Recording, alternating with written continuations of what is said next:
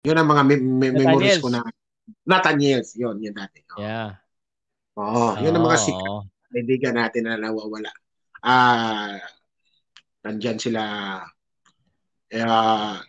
sino yung kaibigan ko ni Rica Trinidad. Parang sila yung ata yung mga ano Trinidad. doon.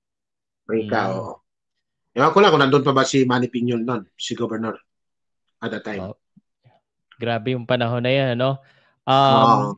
Etong Thrilla in Manila, syempre nung panahon ni Ali Fraser, yun yung pinaka-memorable na fight sa buong mundo. Ngayon, we are trying to celebrate it. Nagbigay ka na ng prediction kay Jerusalem. Pero doon sa Thrilla in Manila card, hindi prediction ang tatanong ko sa'yo. Sa tingin mo, anong laban ang pinaka-inaabangan mo sa matchups doon sa laban? Kaninong laban sa tingin mo aside sa laban mo, aside sa mga bata mo, sino doon yung pinaka sa tingin mo magandang bakbakan? Hindi ko pa kasi nakita yung card. Ang ano Hmm. ko lang talaga doon.